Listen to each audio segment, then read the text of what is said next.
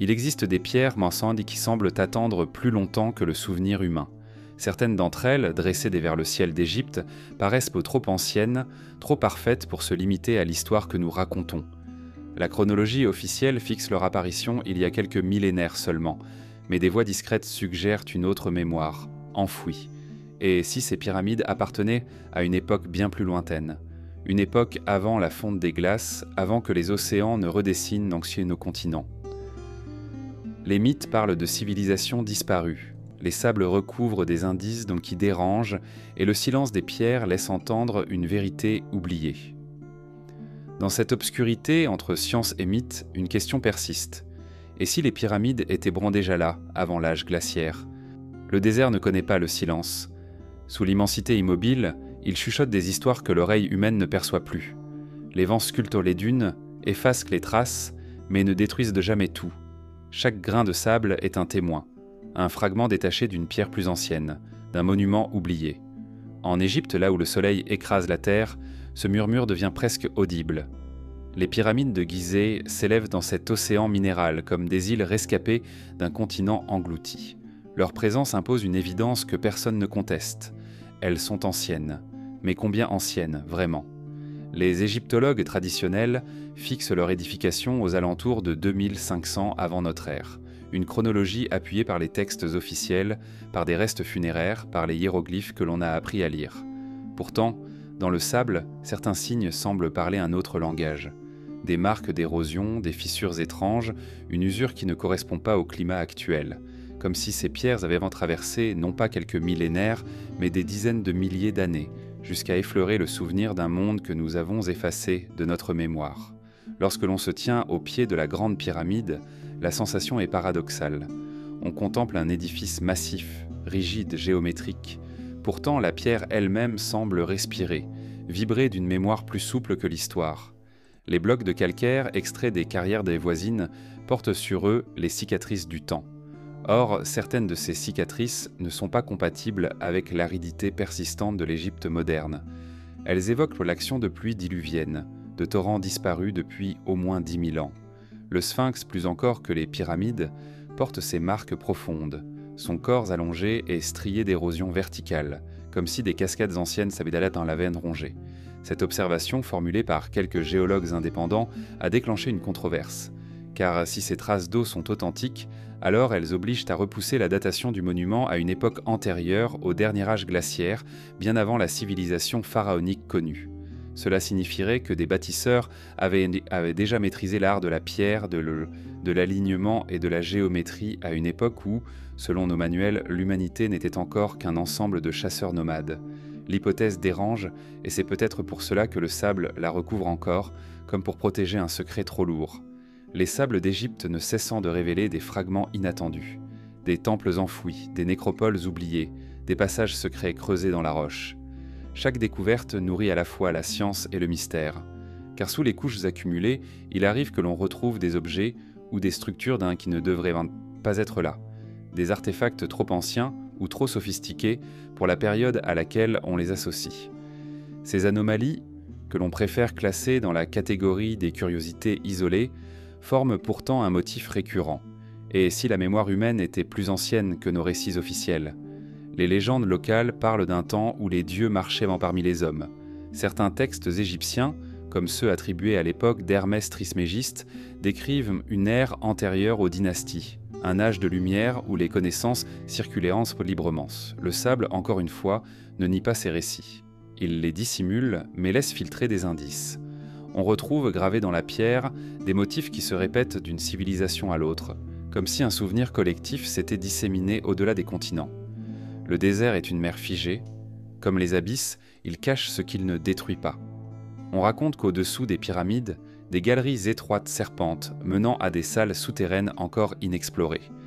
Certaines rumeurs évoquent même une bibliothèque de pierre, un dépôt de connaissances enfoui avant une grande catastrophe, peut-être celle qui mit fin à l'âge glaciaire.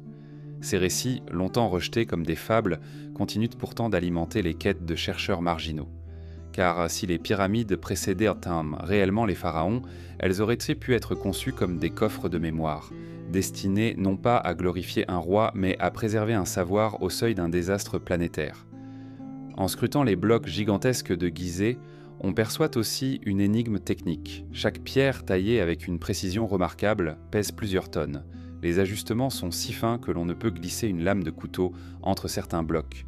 Comment une civilisation supposée émergente, sans outils métalliques avancés ni rouleaux perfectionnés, aurait-elle pu accomplir un tel exploit en seulement quelques décennies ? Les récits traditionnels invoquent des rampes colossales, des armées de travailleurs, une ingéniosité collective. Mais l'absence de preuves claires pour ces infrastructures titanesques nourrit le doute. Le sable, encore une fois, garde pour lui les éventuels vestiges de cette logistique monumentale.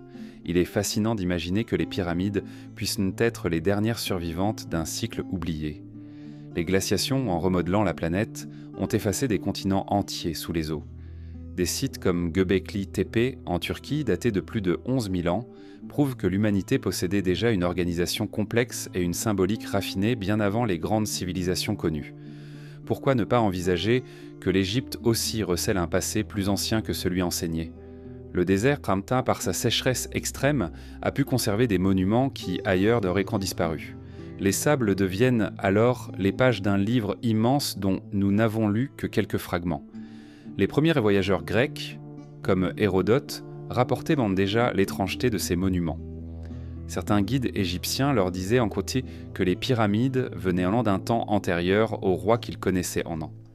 Ces récits, jugés imprécis, ont été relégués au rang de contes. Mais que deviennent les contes lorsque le sable lui-même semble les confirmer ? La mémoire humaine se déforme, mais la pierre, elle, garde son empreinte. Et lorsqu'elle montre des cicatrices d'eau dans un désert aride depuis des millénaires, c'est comme si elle parlait malgré nous. Marcher dans le désert, près de ces géants immobiles, donne la sensation de traverser une frontière temporelle. Les sables s'élèvent en vagues silencieuses autour des blocs, effaçant les traces humaines, mais laissant intactes celles de la nature ancienne. Le vent porte des poussières qui se sont détachées d'édifices disparus. Chaque pas semble éveiller une question enfouie. Peut-être est-ce là la fonction réelle de ces monuments ? Non pas donner des réponses, mais forcer à poser des questions que l'on n'ose pas toujours formuler. Les sables qui parlent ne murmurent pas seulement une histoire d'Égypte. Ils évoquent des cycles, des civilisations qui naissent, s'éteignent, puis renaissent sous d'autres formes. Ils rappellent que l'humanité est peut-être plus ancienne que son propre souvenir et que les pyramides ne sont que l'une des rares portes encore visibles vers cette profondeur de temps. Au milieu du désert, les pierres ne sont pas seulement des murs ou des tombeaux. Elles deviennent des repères, des instruments muets capables de mesurer ce que le temps emporte. On dit que les pyramides furent érigées pour l'éternité, mais ce qui frappe le plus, ce n'est pas seulement leur taille, c'est leur précision. Elles semblent regarder le ciel avec une insistance presque volontaire, comme si elles avaient été conçues pour dialoguer avec le mouvement des astres. Chaque bloc, chaque orientation, chaque angle paraît servir à inscrire un ordre invisible, un calendrier que nous commençons à peine à déchiffrer. Les archéologues traditionnels admettent depuis longtemps que l'axe des pyramides, notamment celui de Khéops, est aligné avec une exactitude troublante sur les points cardinaux. Cet alignement est si précis qu'il surpasse même certains instruments modernes, malgré l'usure de milliers d'années.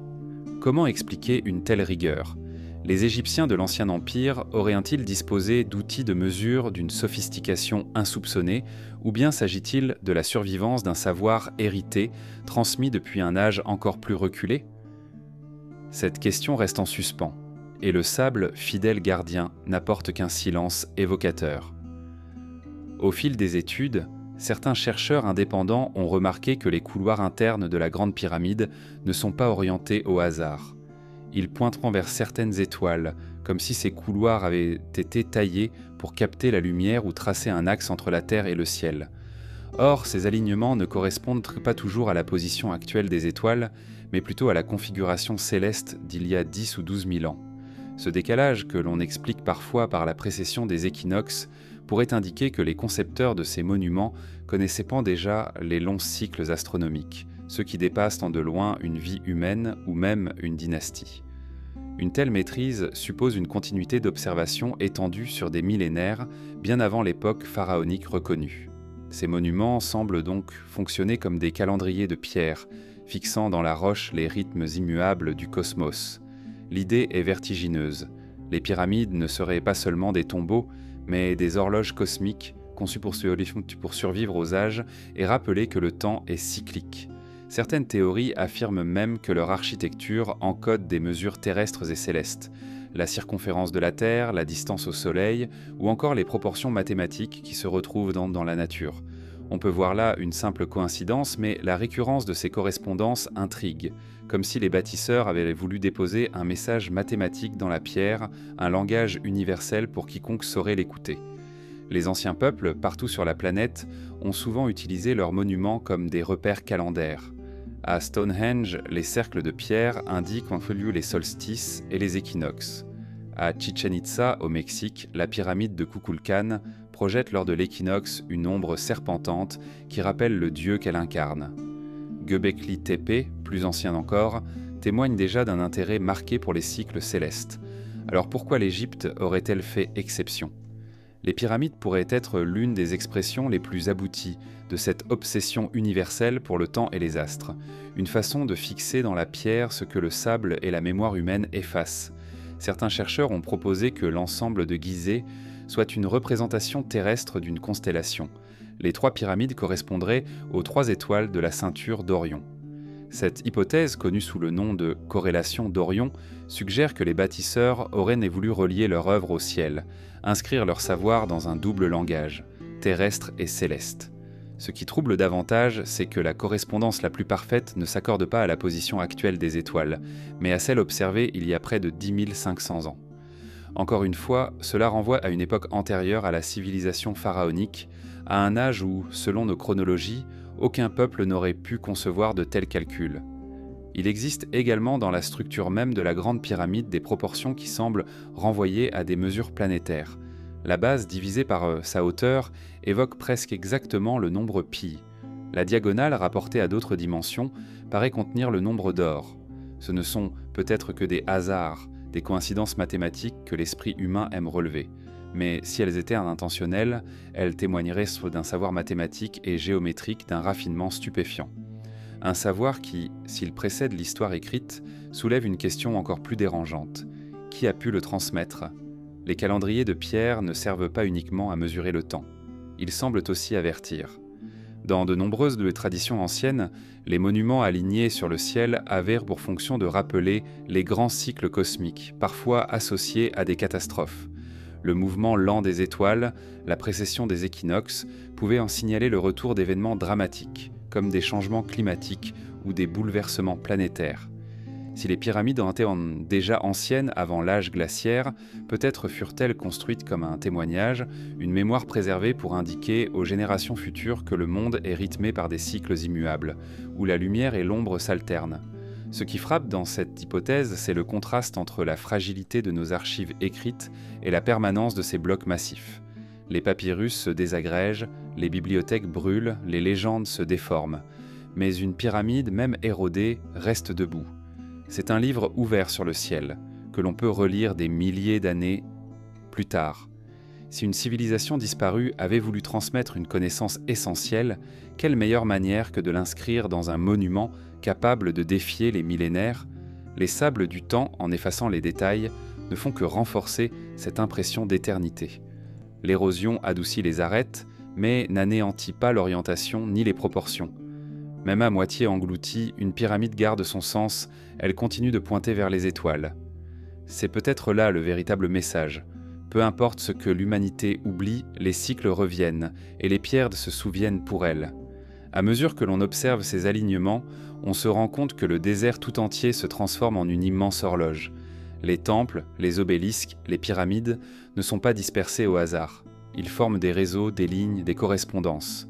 Certains chercheurs ont tenté de tracer ces lignes sur des cartes, découvrant des symétries troublantes, comme si tout le pays avait été conçu selon une géométrie invisible. Ces tracés, qu'on retrouve aussi sur d'autres continents, nourrissent l'idée d'un savoir partagé à l'échelle mondiale, bien avant l'histoire officielle. Ainsi, les pyramides deviennent des calendriers de pierre, mais aussi des miroirs. Elles reflètent non seulement le ciel de leur époque, mais aussi le nôtre. Elles nous obligent à nous interroger sur notre rapport au temps, sur notre confiance dans une chronologie linéaire qui ne laisse pas de place à l'oubli. Et si en réalité notre histoire était circulaire ? Et si les pyramides avaient été conçues non pas pour marquer un commencement, mais pour rappeler une fin déjà vécue. Sous la surface familière du fleuve qui traverse l'Égypte, il existe une mémoire plus ancienne que les dynasties. Le Nil, qui a nourri les cultures, irrigué les champs et façonné la vie des hommes, porte en lui les traces d'un passé climatique oublié. On l'imagine immuable, serpentant depuis toujours au même endroit, mais ce n'est qu'une illusion. Le cours du fleuve s'est déplacé, ses rives ont changé, et les pierres qui bordent son lit racontent une autre histoire, celle d'une Égypte humide, verdoyante, étrangère à la sécheresse que nous connaissons. Autour des pyramides, ce passé s'imprime dans la roche. Les blocs calcaires, qui semblent aujourd'hui souffrir sous l'aridité brûlante, portent des cicatrices que seule l'eau pouvait tracer. Les fissures, arrondies par un long écoulement, ne ressemblent pas aux craquelures sèches provoquées par le vent du désert. Elles parlent d'une époque où des pluies diluviennes tombaient ici, bien avant que le Sahara ne devienne ce qu'il est. Certains géologues, observant les murs du Sphinx, ont reconnu la signature d'averses prolongées, capables de creuser la pierre en stries verticales. Cette observation, discrète mais persistante, suggère que le monument existait déjà il y a plus de 10 000 ans, quand l'Égypte était encore sous l'emprise d'un climat tropical. Sous la peau du Nil, c'est l'eau qui dicte les récits. Elle efface, mais elle révèle aussi. Dans les profondeurs du lit fluvial, des sédiments s'accumulent comme les pages d'un livre. Chaque couche raconte un âge, une variation de climat, une alternance entre abondance et sécheresse. Les carottages réalisés par certains chercheurs montrent des changements radicaux. Là où le fleuve est stable depuis l'ère pharaonique, il ne l'était pas avant. Ces crues immenses, ces débordements, ces détours dessinent une cartographie mouvante qui rend plausible l'existence d'édifices antérieurs, aujourd'hui engloutis ou déplacés par la dynamique des eaux.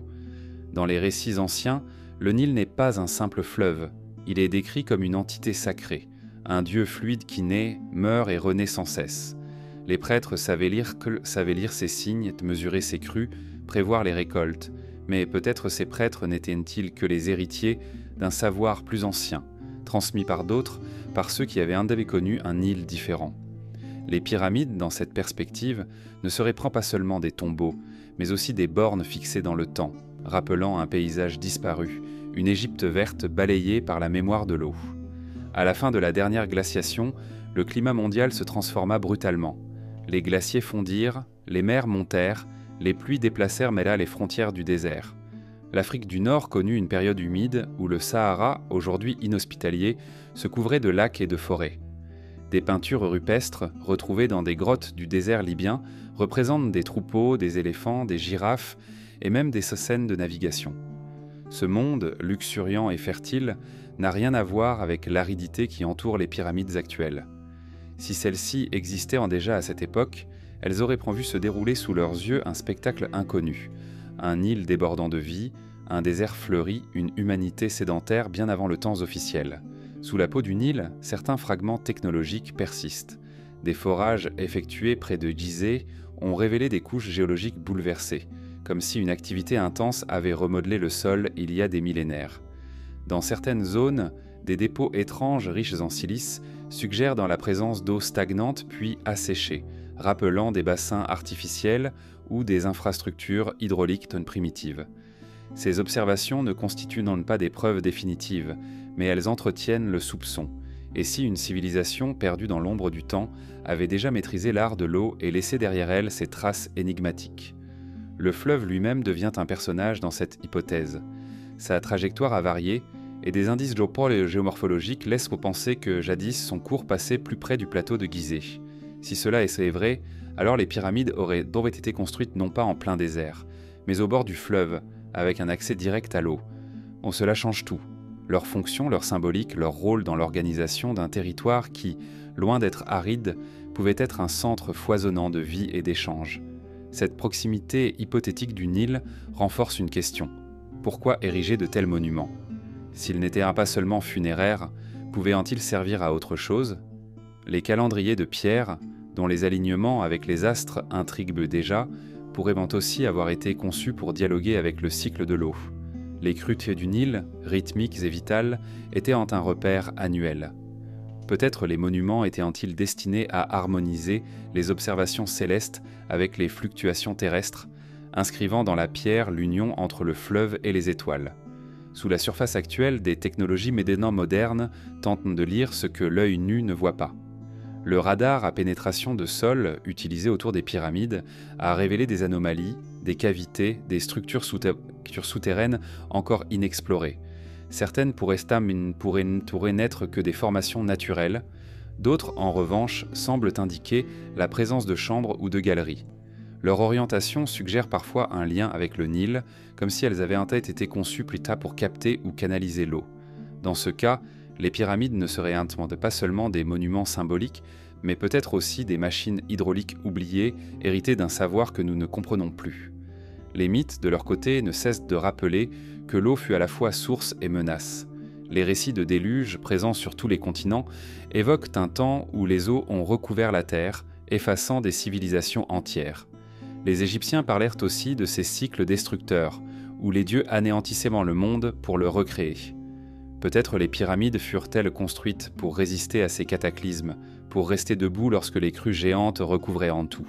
En cela, elles deviennent des phares minéraux, témoins muets d'un monde englouti puis ressurgi. Sous la peau du Nil, on retrouve également l'idée de mémoire enfouie.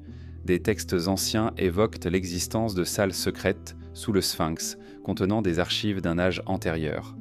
Ces récits, longtemps jugés légendaires, coïncident étrangement avec certaines détections modernes qui montrent des cavités non explorées sous la statue.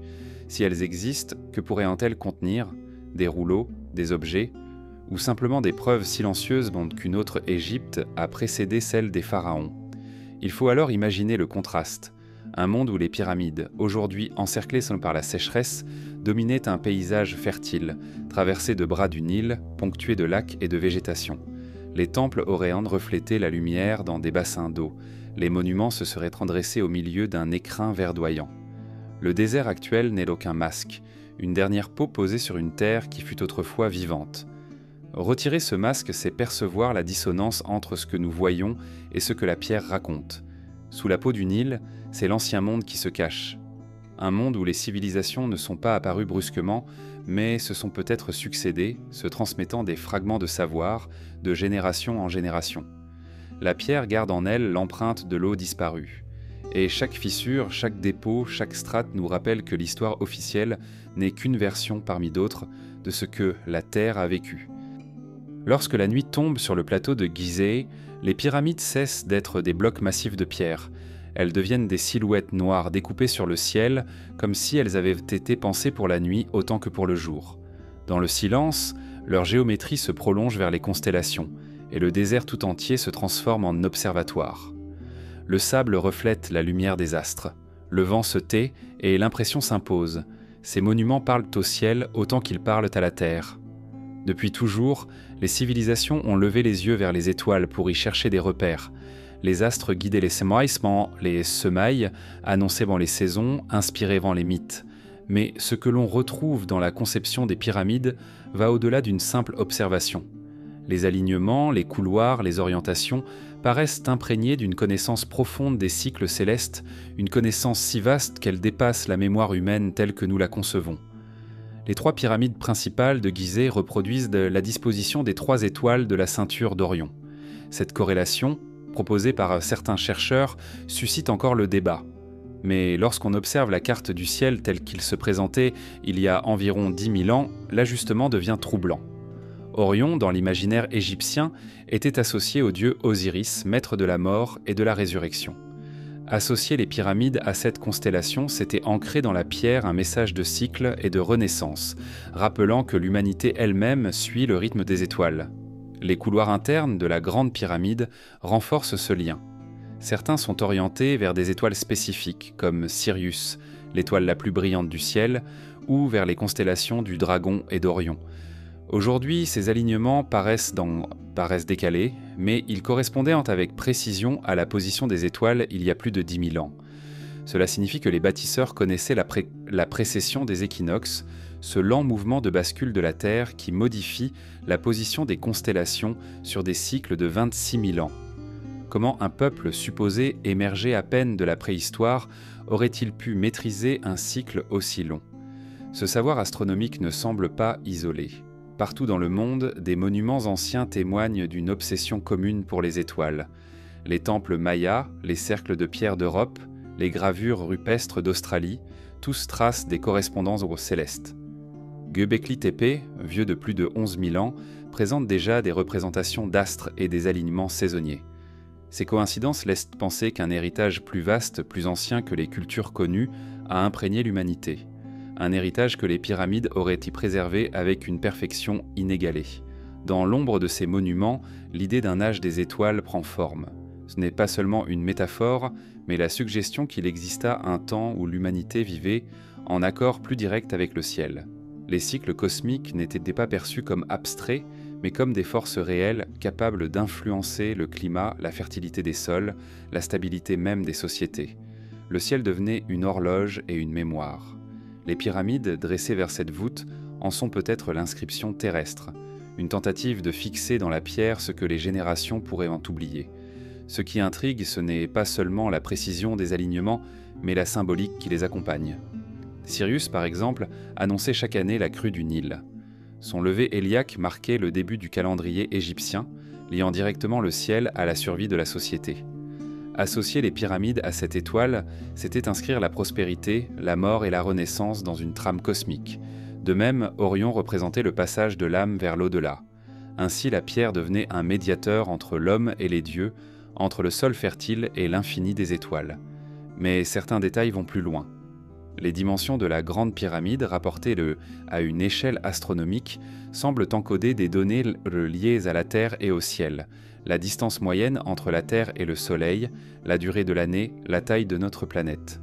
Ces corrélations ne sont pas unanimement reconnues par la science officielle, mais elles persistent, dérangeantes, comme si la pierre contenait un langage mathématique destiné à survivre aux âges. Dans cette perspective, les pyramides ne sont pas des tombeaux, mais des bibliothèques de pierre, des archives cosmiques inscrivant dans leurs proportions l'harmonie du monde. Si tel est le cas, cela pose une question plus troublante. Qui a rédigé ce langage ? Était-ce réellement l'œuvre des Égyptiens de l'Ancien Empire, ou bien ces derniers ont-ils hérité de plans plus anciens, transmis depuis un âge disparu ? Les textes égyptiens évoquent souvent une lignée de rois divins et de sages antérieurs au pharaon. Ces figures mythiques, parfois assimilées aux dieux, pourraient être les dépositaires d'un savoir astronomique que nous peinons à expliquer. Peut-être ont-ils vécu dans ce que les Grecs nommèrent un plus tard l'âge d'or, ou ce que d'autres traditions décrivent comme un cycle antérieur à notre histoire connue. L'âge des étoiles, dans ce sens, serait l'époque d'une humanité différente, plus attentive au cosmos qu'aux conquêtes terrestres. Une humanité qui aurait gravé dans la pierre les rythmes célestes pour résister aux catastrophes terrestres. Car l'histoire de la planète est jalonnée de bouleversements, impacts météoritiques, variations climatiques, éruptions volcaniques. Les anciens savaient que la Terre n'est pas stable, que les civilisations sont fragiles. Inscrire la mémoire des cycles célestes dans des monuments inaltérables était peut-être une façon de préparer l'avenir, d'avertir ceux qui viendraient après la chute. Le ciel, aujourd'hui encore, porte la trace de ces messages. Observer Orion, Sirius ou les constellations que les anciens suivaient, c'est contempler la même voûte qu'ils scrutaient dans des millénaires auparavant. La différence est que nous avons oublié ce langage, remplacé par d'autres systèmes de mesure, par une science qui sépare le rationnel du symbolique. Pourtant, face aux pyramides, ce langage ancien semble murmurer encore. Les étoiles ne sont pas seulement des points lumineux, elles sont des repères dans une mémoire qui dépasse l'humanité. Ce murmure cosmique traverse le désert chaque nuit. Les pyramides figées semblent attendre que quelqu'un redécouvre ce qu'elles ont voulu dire. Elles pointent vers le ciel comme des flèches immuables, rappelant que notre histoire ne se limite pas au sol que nous foulons. Elle est inscrite dans la voûte étoilée, dans les cycles qui dépassent nos vies et nos royaumes. Et si les pyramides existaient déjà avant l'âge glaciaire, elles auraient été les témoins de ce ciel ancien, différentes non pas dans leur forme, mais dans leur message. Elles reflétèrent une carte du ciel que nous avons perdue. Ainsi, l'âge des étoiles n'était pas seulement une hypothèse, c'est une invitation à regarder autrement. À comprendre que ces monuments, aussi massifs soient-ils, ne sont pas tournés vers nous mais vers l'univers. Ils sont les vestiges d'un temps où l'homme et le ciel ne faisaient en fait qu'un, et où la mémoire des astres était plus précieuse que celle des rois. Sous les pierres jaunes brûlantes de Gizeh, là où le sable paraît figer le temps, une autre mémoire sommeille. Elle n'est pas inscrite dans la pierre, ni dans les textes effacés des temples, mais dans la respiration lente de la terre elle-même. Les glaces, au pôle et sur les sommets, conservent une archive invisible, une bibliothèque faite de couches superposées, chaque strate renfermant le souvenir d'un climat, d'un ciel, d'une atmosphère. En lisant ces carottes de glace, les scientifiques découvrent ce que le temps efface ailleurs. L'alternance des ères glaciaires et interglaciaires, les catastrophes silencieuses, les bouleversements que les hommes ont oubliés. Cette mémoire glacée ne parle pas seulement de température. Elle évoque des mondes engloutis, des paysages qui n'existent plus, des civilisations qui auraient pu naître puis disparaître sans laisser d'autres traces que des anomalies dans la composition de l'air ancien. Le dernier âge glaciaire s'est achevé il y a environ 12 000 ans, à une époque où le Sahara n'était pas encore un désert, où des lacs couvraient l'Afrique du Nord, où la mer n'avait pas encore recouvert certaines côtes aujourd'hui englouties. Dans ce cadre, les pyramides apparaissent comme des intruses. Massives, intemporelles, elles semblent appartenir autant à ce monde disparu qu'au nôtre. Les carottes polaires révèlent un basculement brutal il y a environ 12 900 ans, connu sous le nom de Dryas récent. En l'espace de quelques décennies, les températures chutèrent, les écosystèmes s'effondrèrent, les calottes reprirent leur expansion. Certaines théories évoquent un impact cosmique, d'autres un dérèglement océanique. Quoi qu'il en soit, ce choc marqua la fin d'un cycle et le début d'un autre. Si une civilisation florissante existait avant, ce cataclysme aurait suffi à l'effacer presque entièrement, ne laissant que quelques survivants, quelques monuments résistant aux millénaires.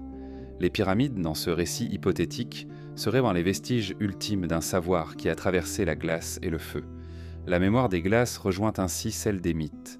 Partout sur la planète, les traditions évoquent un âge antérieur détruit par l'eau ou le feu. L'Atlantide de Platon, les cycles hindous de destruction cosmique, les récits bibliques du déluge, les chroniques mésopotamiennes de Gilgamesh. Ces récits, transmis oralement, portent l'écho d'une catastrophe universelle. Les glaces, elles, confirment que le climat connut effectivement des ruptures violentes à cette époque. Il n'est pas impossible que ces légendes soient les souvenirs déformés de réalités anciennes. Dans ce cas, les pyramides ne seraient pas seulement des tombeaux, mais des phares érigés pour survivre à l'oubli, pour traverser la mémoire glacée du monde. Les glaciers racontent aussi une histoire de montée des eaux. Lorsque les calottes fondirent, à la fin du dernier âge glaciaire, le niveau des mers s'éleva de plus de 100 mètres. Des continents furent amputés, des villes côtières disparurent. Les archéologues sous-marins découvrent encore aujourd'hui des cités englouties, des routes effacées sous les flots, des temples couchés au fond des baies. Si des civilisations avaient bâti avant ce déluge, la mer les aurait effacées de nos cartes. Mais les pyramides, construites au cœur d'un plateau rocheux, loin des rivages, auraient résisté, seule sentinelle minérale d'un âge effacé. La mémoire des glaces parle enfin d'un équilibre précaire. Elle rappelle que la Terre n'est pas stable, que le climat oscille, que les civilisations bâties dans l'illusion de l'éternité peuvent être balayées en un instant. Si les pyramides étaient déjà là avant le dernier basculement, alors elles incarnent une forme de défi. Une architecture conçue pour traverser non seulement les siècles, mais les cycles géologiques. Leur masse, leur géométrie, leur implantation dans la roche ne relèvent pas seulement d'un savoir technique. Elles semblent exprimer la volonté de défier le temps lui-même, de devenir des repères que même la glace et le feu ne pourraient anéantir. Dans les glaces, certains chercheurs ont repéré des traces étranges, des pics de poussière cosmique, des concentrations inhabituelles de métaux, des signaux qui ne s'expliquent pas uniquement par des phénomènes naturels.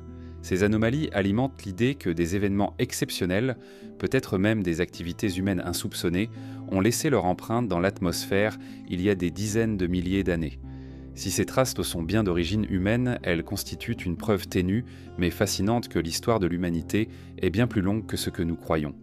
La glace, à sa manière, est un scribe patient. Elle conserve ce que la pierre perd et complète ce que le sable cache. En lisant ces couches, on redessine une chronologie qui dépasse l'histoire écrite. On découvre des cycles climatiques, des phases de prospérité et d'effondrement, des pulsations de la Terre qui rythment l'apparition et la disparition des sociétés. Dans ce vaste palimpseste, les pyramides apparaissent comme une anomalie. Elles s'élèvent dans un désert qui, au moment de leur hypothétique édification, n'était pas encore désert. Elles regardent un ciel qui, à cette époque, se présentait autrement, constellé différemment. elles semblent appartenir autant au présent qu'à ce passé gelé, comme des passerelles dressées entre deux mondes. Certains géologues rappellent que l'érosion visible sur le Sphinx ne peut s'expliquer que par des pluies abondantes, absentes depuis des millénaires. Si cela est vrai, alors le monument date d'une époque où le climat égyptien était radicalement différent, une époque contemporaine de la fin de l'ère glaciaire. Le Sphinx et les pyramides deviennent alors des témoins d'un âge où la glace dominait le nord et où l'Afrique du Nord vivait sous un climat luxuriant. Lorsque la sécheresse s'imposa, le sable recouvrit ces témoins comme si la terre elle-même avait voulu les enfouir en attendant que l'humanité soit prête à interroger leur véritable âge. La mémoire des glaces, en nous rappelant la brutalité des changements passés, donne une profondeur vertigineuse aux monuments de pierre. Elle nous force à envisager que le temps humain n'est qu'une mince pellicule posée sur des cycles immenses. Les pyramides, diées par leur permanence, s'inscrivent dans ces cycles, comme si elles avaient été conçues non pas pour raconter une dynastie, mais pour témoigner de la capacité de l'homme à survivre aux grandes oscillations de la Terre.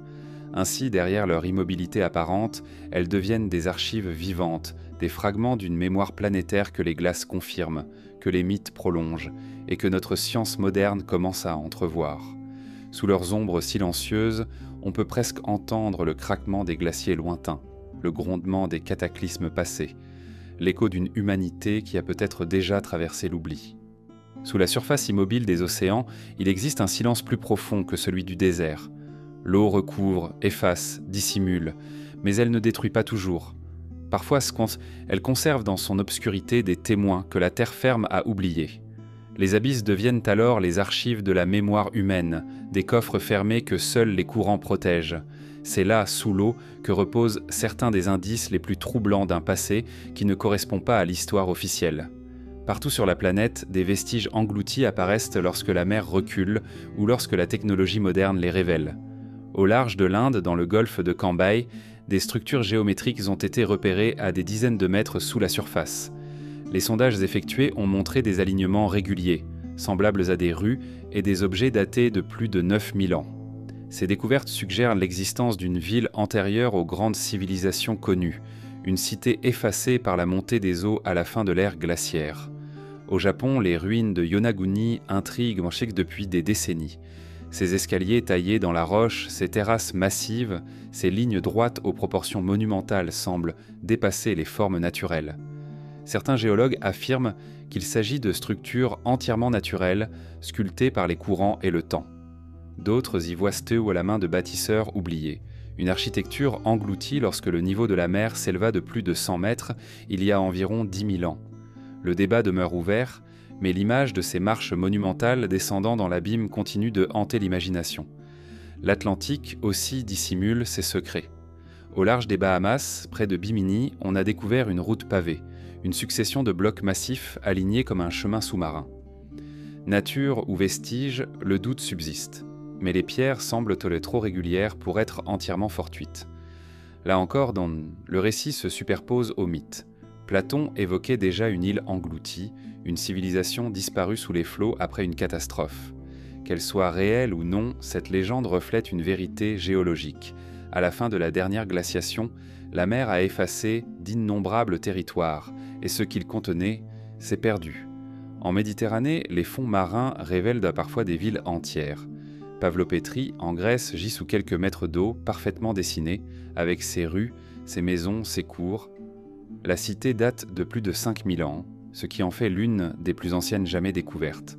D'autres sites, en Égypte même, dorment sous les flots. Héracléon et Canope, engloutis là par des tremblements de terre et des affaissements de terrain, reposent aujourd'hui dans la baie d'Aboukir. Ces découvertes prouvent que l'eau conserve, que les civilisations disparues ne s'effacent pas complètement, mais attendent d'être retrouvées. Si l'on admet que la mer a recouvert tant de monde, pourquoi ne pas imaginer que d'autres, plus anciens encore, dorment sous ces vagues ?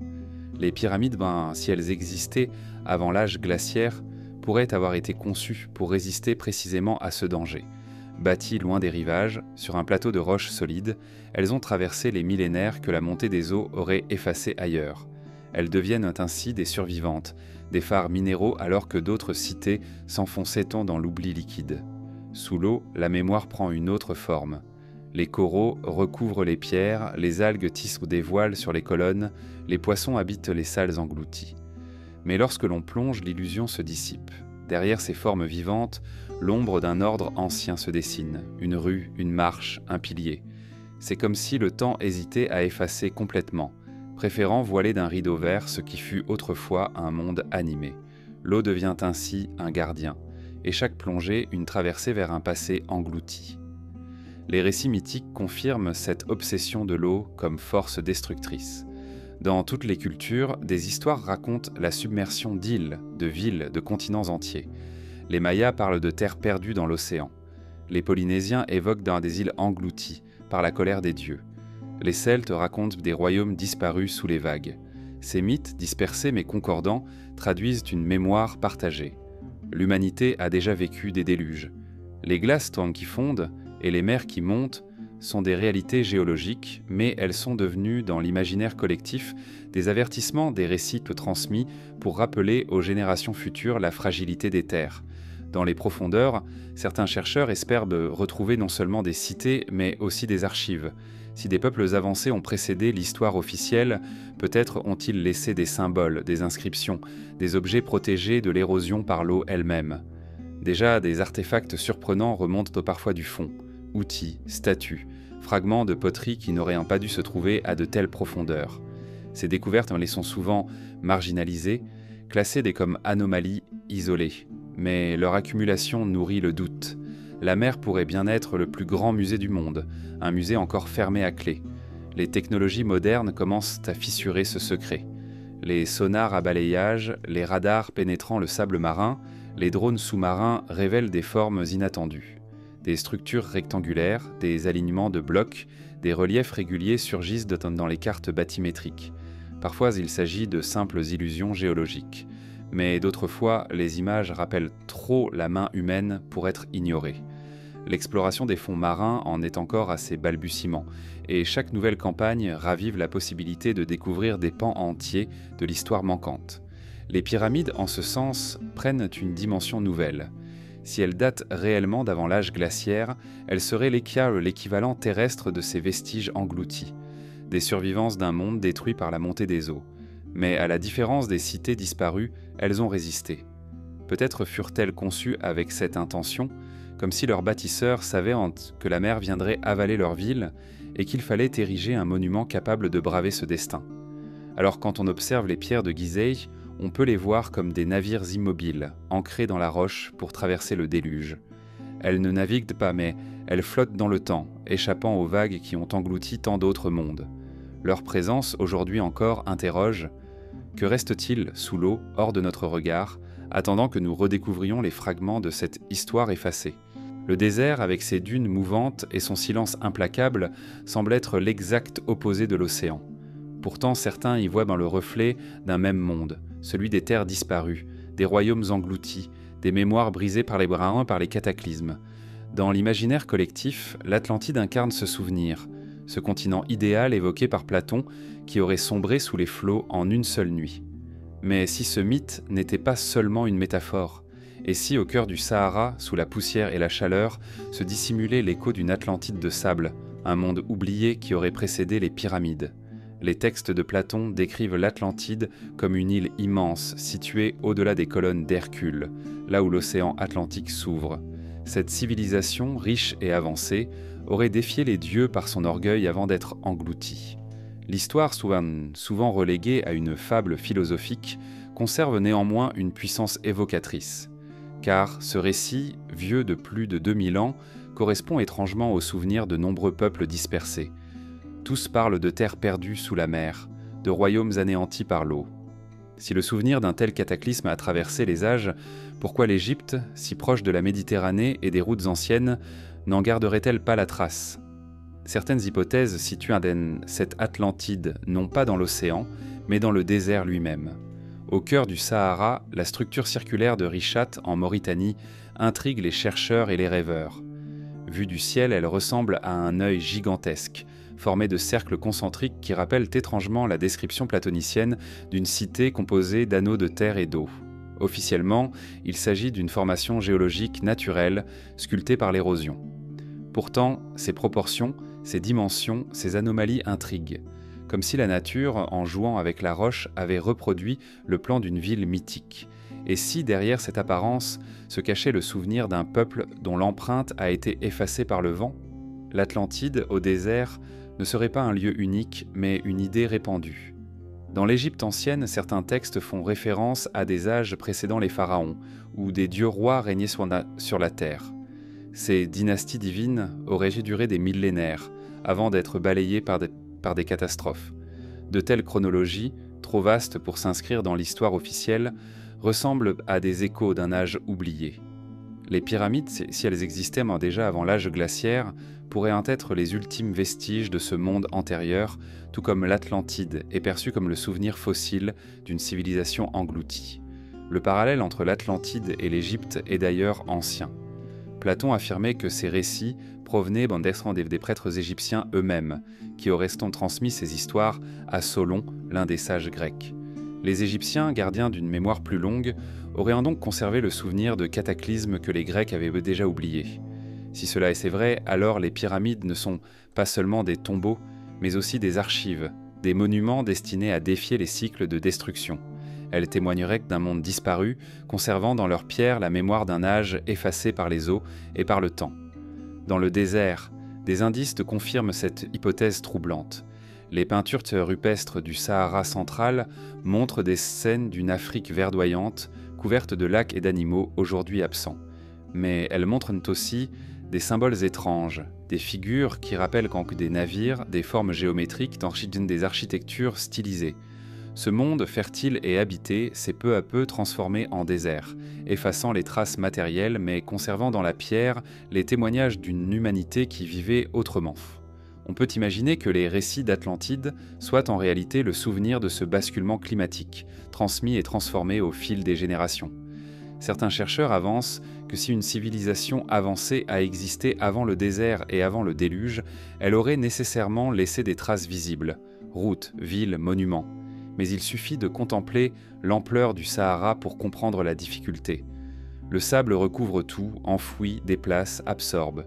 Une ville peut disparaître sous quelques mètres de dunes en quelques décennies. Que dire alors de milliers d'années?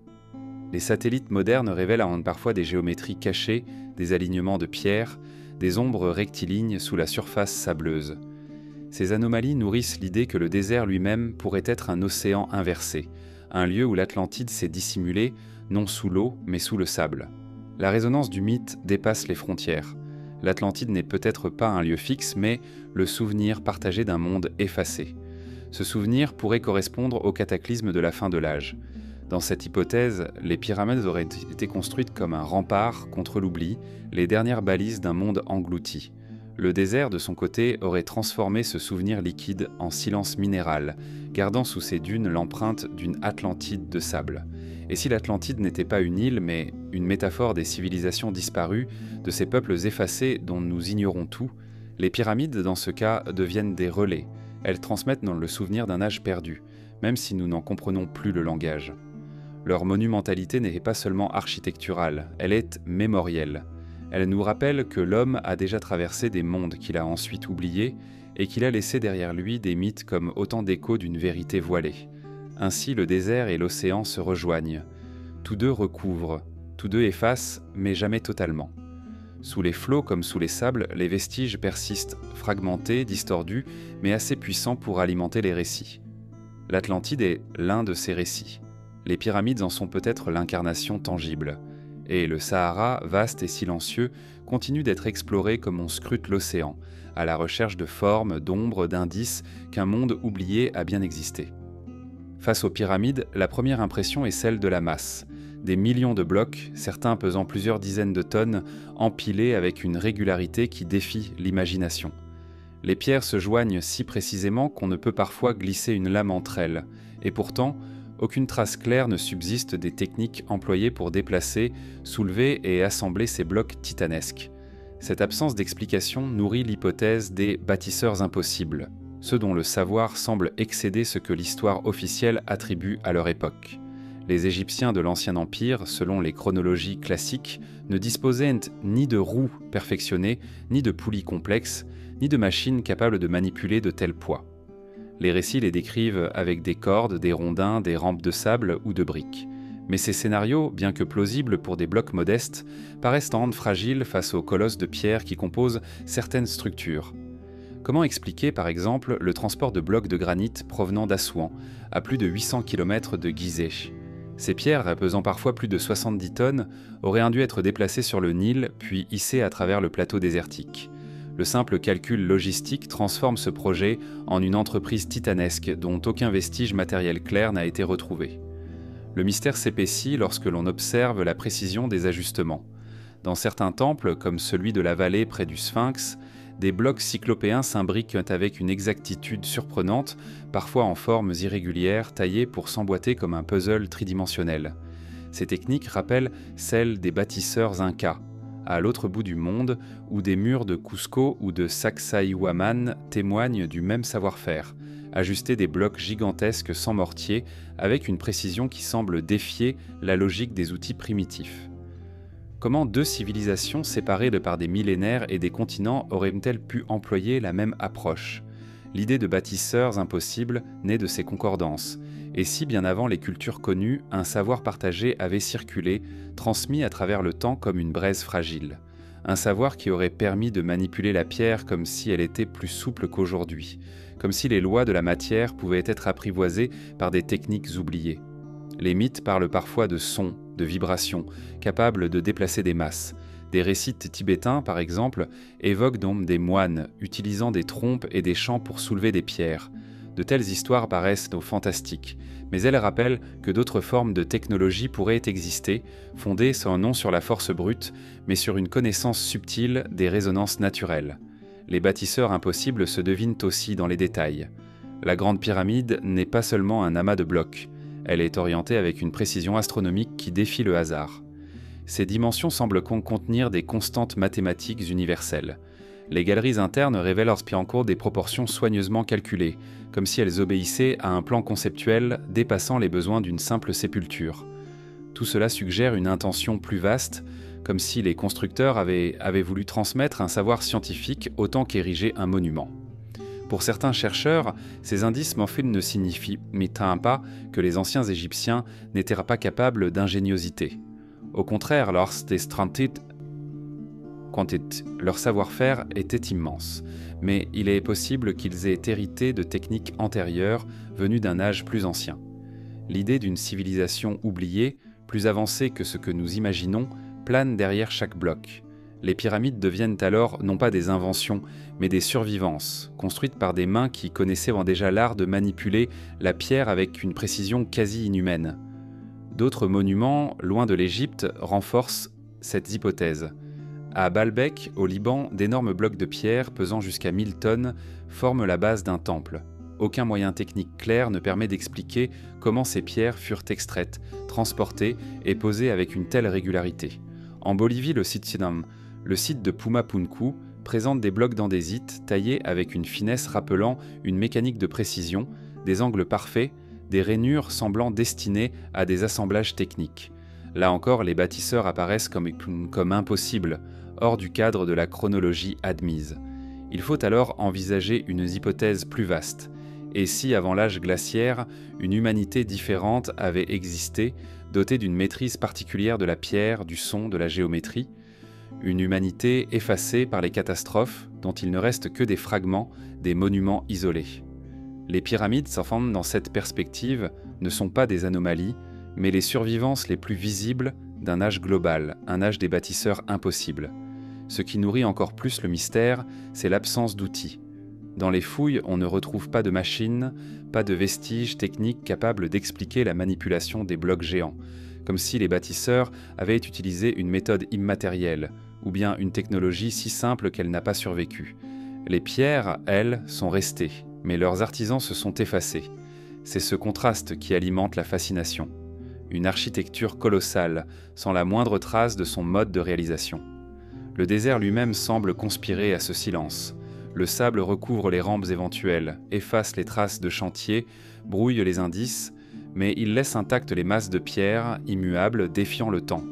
Ainsi, ce qui demeure est à la fois trop grand pour être ignoré et trop mystérieux pour être expliqué. l'énigme reste entière, suspendue entre la prouesse humaine et le soupçon d'un savoir perdu. Lorsque l'on se tient devant ces blocs, une impression s'impose. Les pyramides n'ont pas été construites seulement pour durer, mais pour déranger. Leur gigantisme n'est pas seulement un triomphe, il est une question incarnée dans la pierre. Comment ? Pourquoi ? Par qui ? Ces interrogations persistent parce que rien dans nos manuels n'y répond de façon satisfaisante. Les bâtisseurs impossibles, qu'ils soient en des hommes d'une époque plus ancienne ou les héritiers de connaissances teintes, continuent d'habiter les pierres comme des ombres silencieuses. Ainsi, les pyramides apparaissent moins comme des tombeaux que comme des énigmes pétrifiées. Elles défient la logique, elles résistent à l'explication, elles imposent la présence d'une main humaine ou inhumaine que nous ne comprenons pas encore. Et dans ce silence, elles continuent encore d'attendre que nous osions poser à nouveau la question interdite.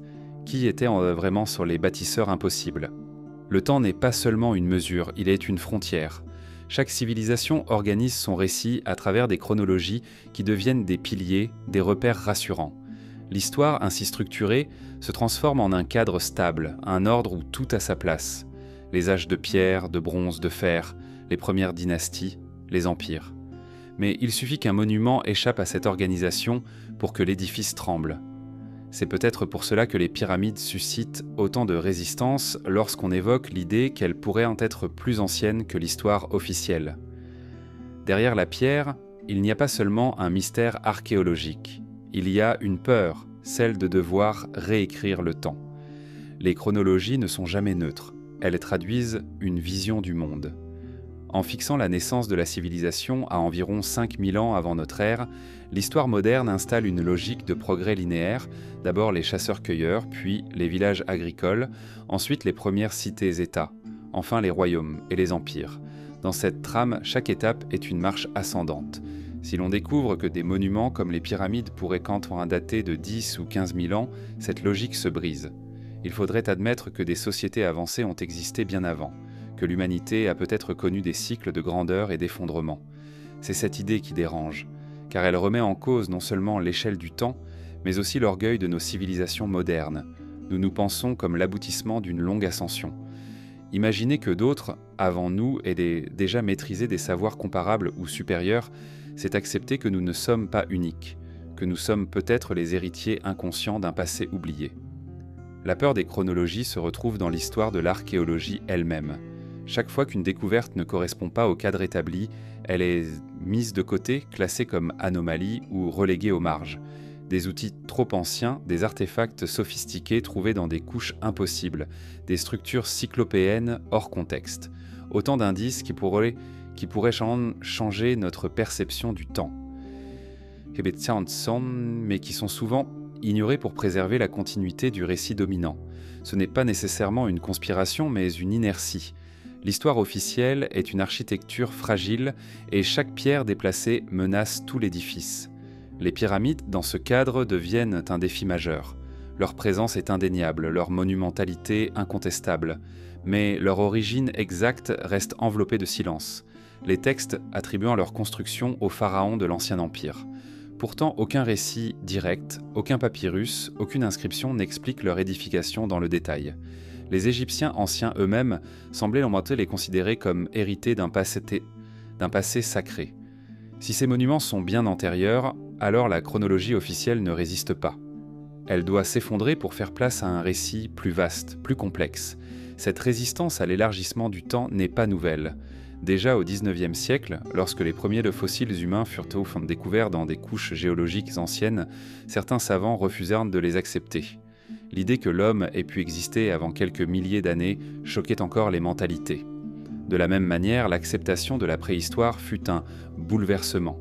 Il fallut admettre que l'humanité avait vécu des centaines de milliers d'années avant l'histoire écrite.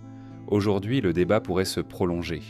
Et si l'homme civilisé, architecte, astronome, existait déjà bien avant l'âge que nous lui attribuons ? La peur des chronologies, c'est aussi la peur de l'inconnu. Car si les pyramides appartiennent à un monde antérieur, il faut imaginer ce monde. Quelle langue parlait-on ?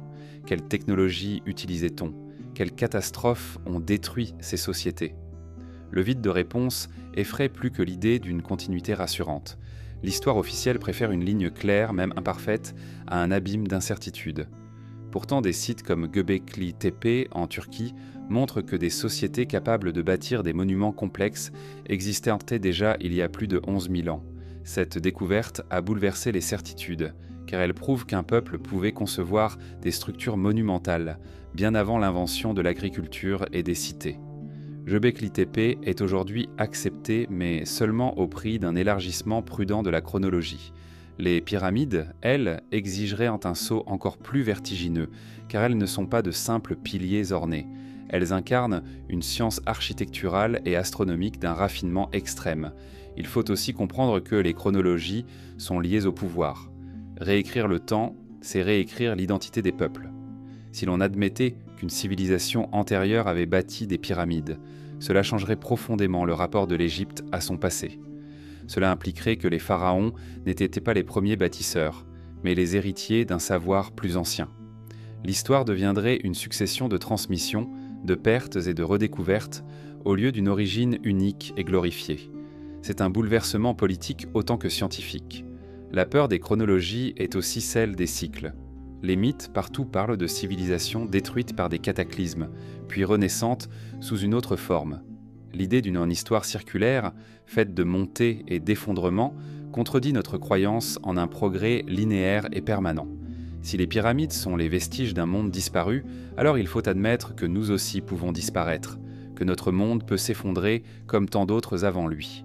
Ainsi, les pierres de Gizeh deviennent des miroirs. Elles ne nous montrent pas seulement un passé mystérieux, elles reflètent notre rapport au temps. Nous voyons en elles soit des preuves d'un âge glorieux et stable, soit des énigmes qui menacent nos certitudes. Elles sont à la fois des monuments et des fractures, fissurant le récit officiel de l'humanité. Et peut-être est-ce là leur rôle véritable, rappeler que le temps n'est pas une ligne, mais un océan, où chaque vague peut recouvrir l'autre, où chaque cycle peut effacer la mémoire du précédent. Les chronologies, fragiles et rassurantes, sont les digues que nous dressons contre cet océan. Mais les pyramides, par leur silence et leur présence, laissent passer l'eau à travers les fissures. Elles murmurent que notre histoire est plus longue, plus ancienne, plus mystérieuse que nous l'admettons. Et c'est ce murmure, plus que leur taille, qui effraie ceux qui veulent que le temps reste une ligne claire. Il existe dans la pierre des signes qui échappent à l'érosion. Gravures, motifs, proportions. Autant de symboles gravés par des mains anciennes, transmis de génération en génération, parfois répétés à travers des continents qui ne se connaissaient pas encore. Ces symboles étrangement persistants paraissent plus anciens que les langues, plus anciens même que l'histoire écrite.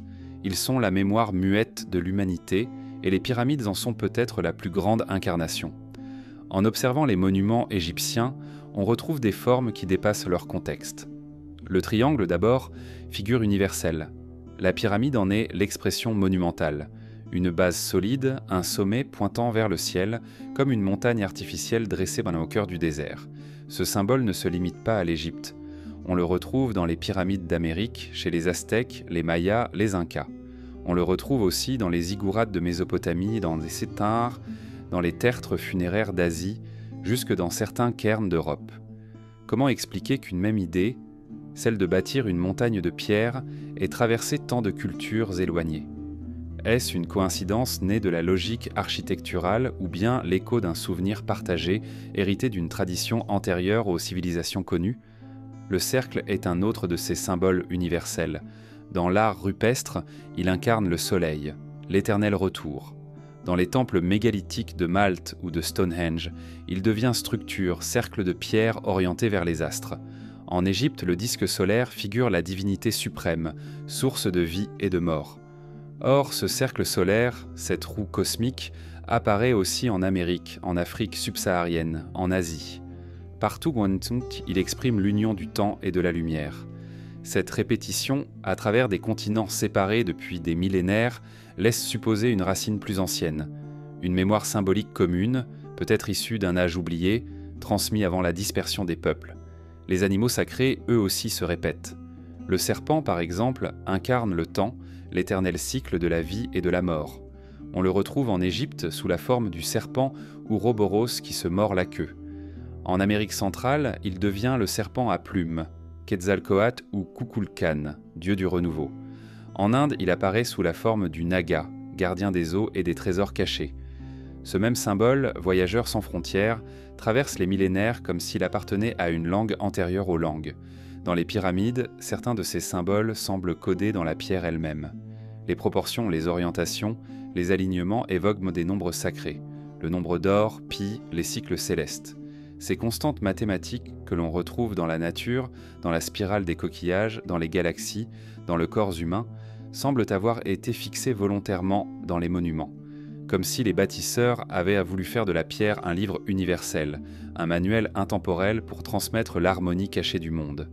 Ces proportions deviennent alors des symboles silencieux, destinés à dépasser les civilisations, à parler un langage commun à toutes les époques. Les mythes eux-mêmes témoignent de cette permanence. Dans l'Égypte ancienne, l'idée de Ma'at représentait l'ordre cosmique, l'équilibre du monde. En Inde, le dharma jouait un rôle similaire, désignant la loi universelle qui régit tout. En Grèce, le logos incarnait la raison profonde de l'univers. 3 civilisations, 3 mots différents, mais une même idée, celle d'un ordre invisible que l'homme peut percevoir et qu'il doit incarner dans ses œuvres. Les pyramides deviennent alors des temples de ce principe, des symboles matérialisés de l'ordre cosmique, dressés pour rappeler que la pierre et le ciel obéissent à la même loi. Il est troublant de constater que certains symboles dépassent un temps même la barrière du temps. Écrits. Des spirales gravées dans la pierre, des mains tracées sur des parois, des cercles concentriques apparaissent aussi bien dans les grottes paléolithiques que dans les temples néolithiques. Ces formes, répétées sans cesse, ne semblent pas être de simples décorations. Elles expriment quelque chose d'universel, le cycle, le mouvement, l'infini. Les pyramides, dans leur monumentalité, reprennent ces formes fondamentales et les élèvent à une échelle cosmique. Les symboles qui dépassent donc le temps ne se contentent non pas de survivre dans l'architecture. Ils traversent aussi les récits. Le déluge, par exemple, apparaît dans presque toutes les traditions. La Bible, les légendes sumériennes, les épopées amérindiennes, les mythes polynésiens. L'eau destructrice et purificatrice devient un symbole universel, celui de la fin d'un cycle et du commencement d'un autre. Les pyramides, dressées au milieu du désert, semblent être l'opposé de l'eau. Pourtant, elles pourraient en être la réponse. Des monuments construits pour survivre au cataclysme, pour garder vivants les symboles au-delà de l'effacement. Il existe aussi une transmission souterraine des symboles à travers les sociétés secrètes, les traditions ésotériques. Les hermétistes de la Renaissance voyaient dans les pyramides l'incarnation d'un savoir primordial, transmis de génération en génération.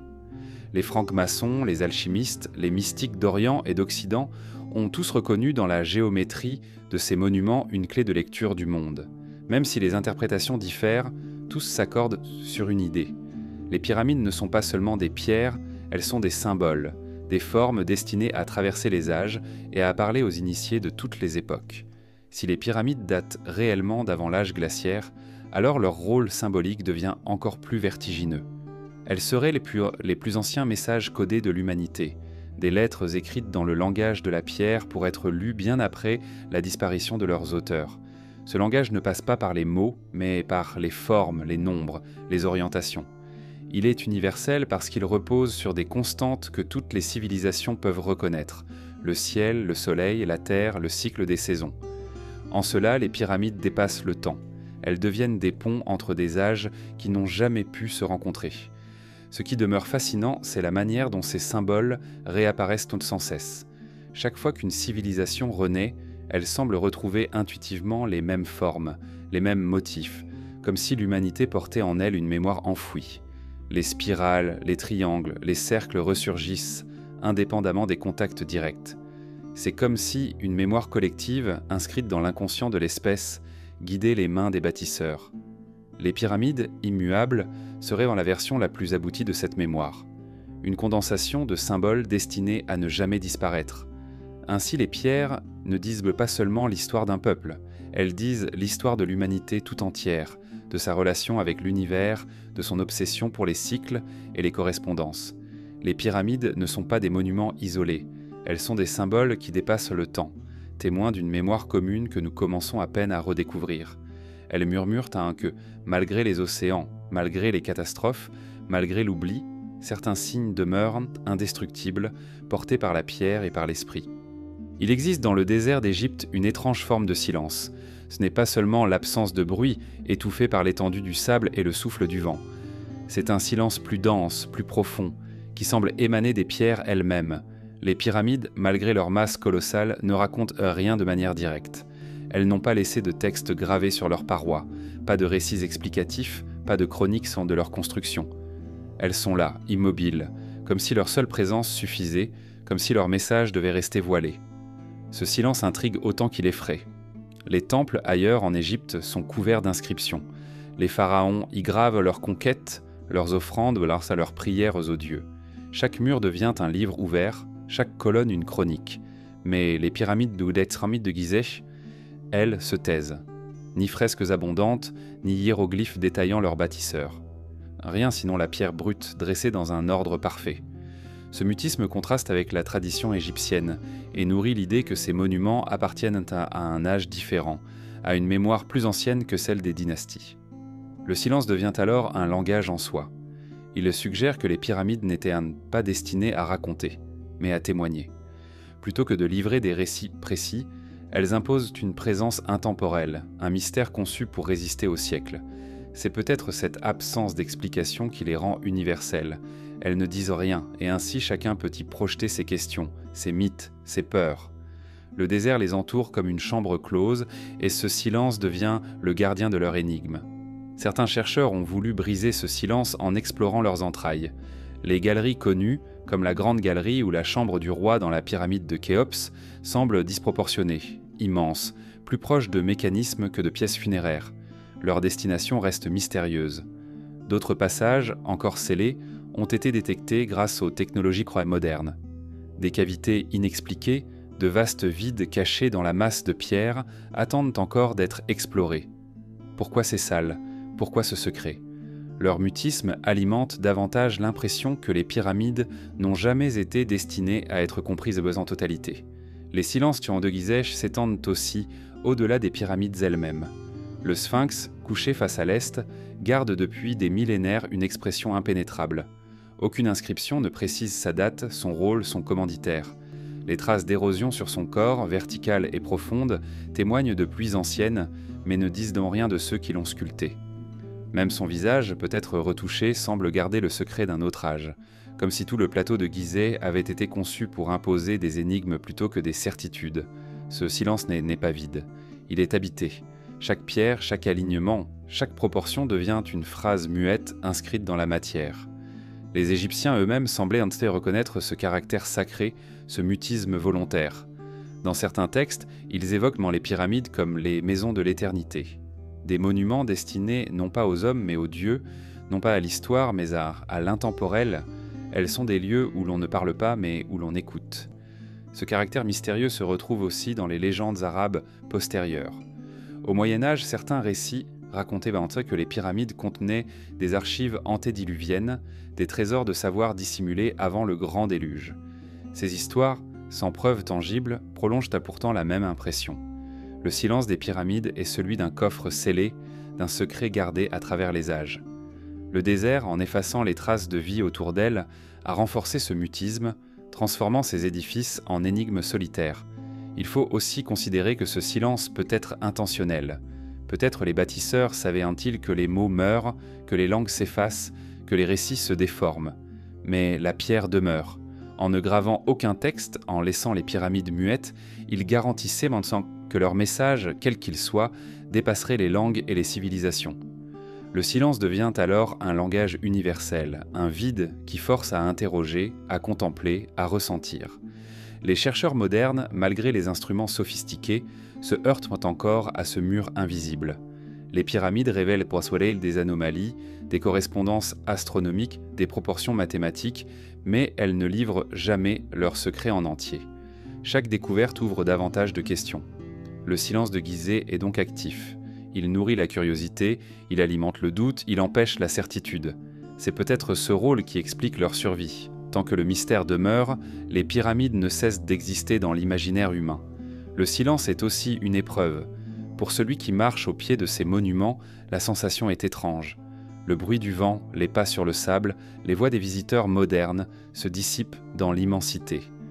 Ce qui reste, c'est la masse écrasante, le vide sonore qui impose le respect. On a l'impression d'entendre non pas un silence, mais une résonance sourde, comme si la pierre elle-même vibrait d'un écho ancien. Certains affirment que les galeries internes amplifient les sons, que leur architecture favorise certaines fréquences. Peut-être ce silence n'est-il qu'apparent, peut-être les pyramides murmurent-elles, mais sur un registre que nous n'entendons plus. Les silences de Gizeh rappellent un temps fin la fragilité de nos savoirs. Tout ce que nous croyons connaître repose sur des fragments, des hypothèses, des récits partiels. Mais face à ces monuments muets, nos certitudes s'effritent. L'absence de preuve devient une preuve en soi. La preuve qu'un autre ordre du temps existe, qu'une mémoire plus ancienne a choisi de ne pas se dire. Le mutisme des pyramides devient alors un miroir tendu à notre propre ignorance. Ainsi, le plateau de Gizeh n'est pas seulement un site archéologique, il est un espace de silence. Un silence plus vaste que le désert, plus ancien que les dynasties, un silence qui défie les explications. Les pyramides ne parlent pas, mais elles obligent à écouter. Et dans ce vide sonore, l'homme entend peut-être l'écho d'un âge qu'il a oublié, un âge dont la mémoire n'a pas besoin de mots pour survivre. L'histoire humaine telle qu'on la raconte est une trame étroite, tendue entre quelques milliers d'années, comme un fil fragile posé sur un abîme de temps. Pourtant, dans cet espace immense qui précède l'écriture, se cachent d'autres des traces diffuses, des empreintes qui ne s'effacent pas complètement. Elles appartiennent à ce que l'on pourrait appeler des civilisations fantômes, des peuples ou des cultures dont la mémoire s'est dissoute, mais dont les ombres persistent dans la pierre, dans les mythes, dans les symboles universels. Les pyramides immuables semblent être l'une des incarnations les plus tangibles de ce passé spectral. Lorsque l'on contemple ces édifices, une question se pose. Que savons-nous réellement des civilisations disparues ? Les manuels parlent des Sumériens, des Égyptiens, des Mayas, mais que dire de ceux qui vécurent 10 ou 20 millénaires avant eux ? L'archéologie traditionnelle se heurte à une limite. Ce qui a survécu est souvent ce qui a été enterré par accident, figé dans la glace ou protégé par des conditions exceptionnelles. Tout le reste, la plupart des preuves d'existence humaines organisées, a disparu, effacé par l'érosion, les inondations, les séismes, les glaciations. Ce vide ouvre la porte à l'imagination, mais aussi à l'inquiétude.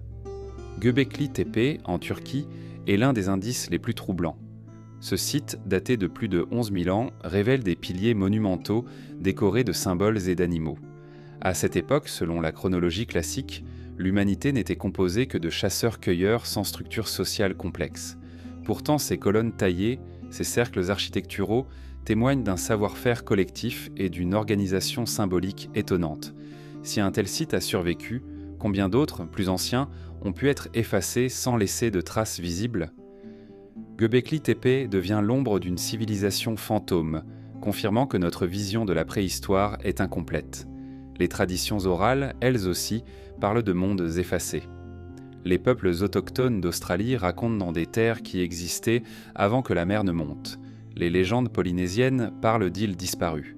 Les Celtes évoquent des royaumes engloutis. Ces récits, transmis de génération en génération, peuvent sembler mythiques, mais ils coïncident avec des réalités géologiques. La montée des eaux à la fin de l'âge glaciaire, les continents remodelés par la fonte des glaciers. Ces récits deviennent alors les voix persistantes de civilisations fantômes, réduites au silence mais encore présentes dans la mémoire des peuples.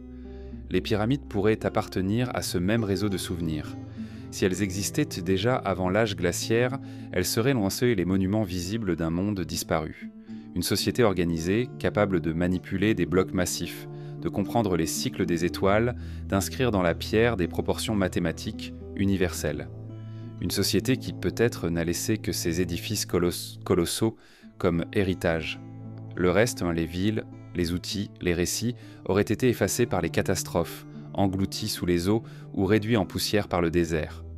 On retrouve cette impression de fantôme dans certains sites énigmatiques disséminés sur la planète. À Pumapunku, en Bolivie, des blocs d'andésite taillés avec une précision mécanique défendent l'explication. À Baalbek, au Liban, des fondations colossales semblent appartenir à un âge antérieur au temple romain qui les recouvre. À l'île de Pâques, les statues géantes regardent l'océan comme si elles attendaient le retour d'un monde disparu. Ces lieux, dispersés mais concordants, suggèrent qu'une humanité plus ancienne, plus vaste, plus connectée que nous l'imaginons, a laissé derrière elle des indices fragmentaires. Les civilisations fantômes se devinent aussi dans les anomalies archéologiques. Des cartes anciennes, comme celle de Piri Reis au XVIe siècle, représentent des côtes de l'Antarctique sans glace, bien avant que les expéditions modernes ne les découvrent. Comment ces connaissances ont-elles pu parvenir à des cartographes d'une époque récente, sinon par la transmission d'un savoir plus ancien, issu de peuples disparus ? Ces fragments, lorsqu'on les assemble, dessinent une toile fragile où les fantômes du passé apparaissent par éclairs. Le plus fascinant, peut-être, est la récurrence des mêmes savoirs à travers les cultures. Astronomie avancée, calendrier précis, symbolisme universel. Comment des peuples isolés auraient-ils développé indépendamment des connaissances si similaires ? Une réponse possible est que chacun ait réinventé ses savoirs. Mais une autre, plus troublante, est que ces civilisations fantômes aient transmis un héritage commun, fragmenté et déformé, mais encore perceptible. Dans ce cas, les pyramides deviennent l'un des points fixes de ce réseau invisible, des témoins massifs d'un âge perdu qui continue de se manifester à travers les cultures. Il faut aussi envisager que nous ne percevions des civilisations fantômes qu'une infime part. L'érosion du temps est implacable. Après quelques milliers d'années, la plupart des matériaux disparaissent. Le bois pourrit, les métaux se corrodent, les textiles se désagrègent. Seule la pierre survit et encore faut-il qu'elle soit massive. C'est pourquoi les monuments cyclopéens apparaissent comme les dernières empreintes visibles d'âges oubliés. Mais entre ces pierres, entre ces indices, il existe un vide immense, un silence qui ne peut être comblé que par des hypothèses et des récits. Les civilisations fantômes, dans ce sens, sont autant réelles qu'imaginaires. Réelles car les indices concrets, monuments, mythes, anomalies, indiquent donc leur existence. Imaginaires car nous ne pouvons qu'esquisser leur visage, leur langue, leurs coutumes. Elles sont des ombres qui se profilent derrière les pyramides, des silhouettes incertaines qui traversent nos questionnements.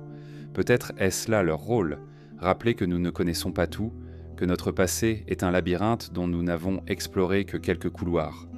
Lorsque l'on marche sur le plateau de Gizeh, cette impression devient palpable.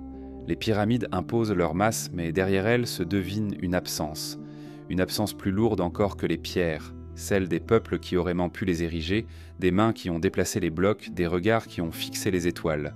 Ces peuples sont des fantômes effacés par le temps, mais leurs œuvres persistent. Le désert, en les recouvrant, n'a pas effacé leur mémoire. Il l'a seulement transformée en énigme, en silence habité. Les civilisations fantômes ne sont pas des illusions. Elles sont des présences diffuses, des vestiges fragmentés, des résonances qui traversent les âges. Elles sont les voix muettes qui accompagnent les pyramides, rappelant que l'histoire humaine n'est pas une ligne claire, mais une succession de mondes effacés. Elles nous obligent à regarder au-delà des manuels, au-delà des certitudes, vers cet horizon brumeux où le passé se confond avec le mythe. Là, dans ce flou, les pyramides se dressent comme des balises, des pierres dressées pour que les fantômes de l'histoire ne disparaissent jamais complètement. Depuis les débuts de l'humanité, les yeux se sont levés vers la voûte étoilée. Avant même d'écrire, avant même de bâtir des cités, les hommes ont observé les mouvements des astres. Le ciel était leur premier livre, leur première horloge, leur premier temple. Les constellations devinrent des repères, les phases de la lune dictèrent les semailles et les récoltes, et la danse des étoiles traça des récits que l'on transmit de génération en génération. Mais dans certaines civilisations, cette relation avec le ciel prit une forme plus profonde, plus mystérieuse, comme si leurs bâtisseurs n'étaient pas seulement des observateurs, mais de véritables arpenteurs du cosmos. Les pyramides de Gizeh, orientées avec une précision troublante, semblent incarner ce rôle. Ces monuments ne se contentent pas d'occuper un espace terrestre, ils dialoguent avec le ciel. Leur orientation vers les points cardinaux, exacte à une fraction de degré près, dépasse ce que l'on pourrait attendre d'une civilisation supposée dépourvue d'instruments sophistiqués.